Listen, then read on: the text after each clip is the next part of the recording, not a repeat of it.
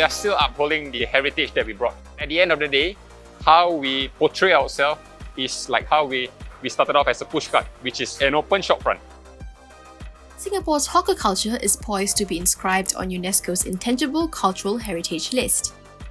The list, created by UNESCO in 2008, hopes to give added prestige to living heritage, such as performing arts, festive events, and rituals. The list also commits states to making sure these practices are transmitted to the next generation. The Hawkers Development Program by the National Environment Agency and SkillsFuture Singapore was established to help preserve the trade by teaching the necessary skills needed in successfully running a hawker stall.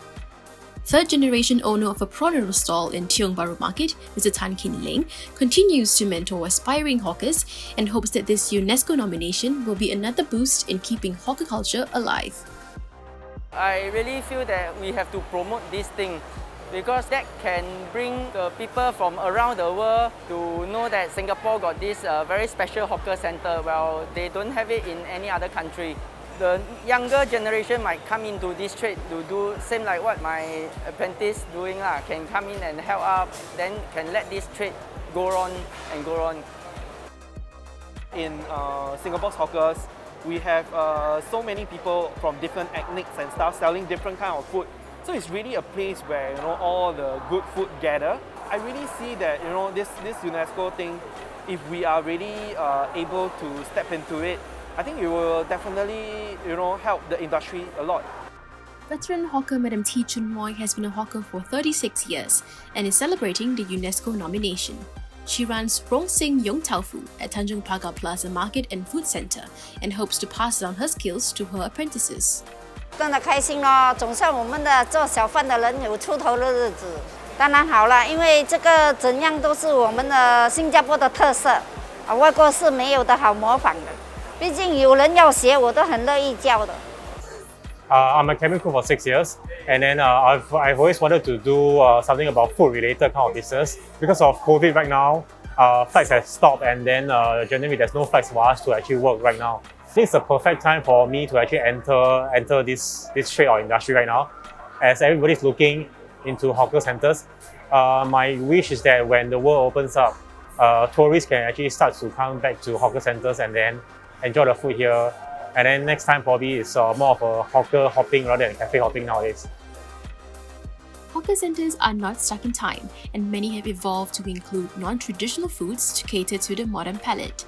Ashes Burnett has 3 locations at Golden Mile Food Centre, Bedok South, and Alexandra Food Village. It sells gourmet burgers, showcasing what the next generation of hawkers might bring to the scene.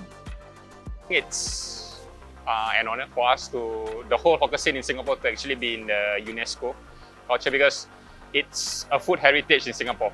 All the hard work that from older generations that did the food scene in Singapore and all the way to the current generation, I feel that we need a spark.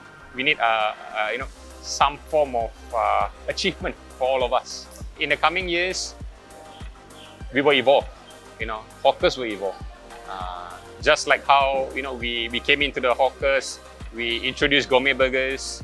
Along the way, I feel that hawkers are going to evolve, just like how we actually adapt, to newer technologies. The hawker trade actually runs in the family. I was interested in food, and therefore I want to feel that part of the family that they used to do it before. I hope to see a lot of like new kind of cuisine, the fusion food, all the kind of food that the young generation are looking out. Where they go to cafe and restaurant to look out for that food, I see the future that this kind of food and cuisine should be in the hawker. When I go to a hawker, I do want to still be able to enjoy the kind of traditional food that I grew up with, and then I would also like to see what's new, what has the hawker now got to offer. Younger generations are going to have more ideas on how they're going to innovate food, which I feel at the end of the day still has a culture because it could be a modern take of mee rebus or modern take of chicken rice. So you still have that heritage at the end of the day.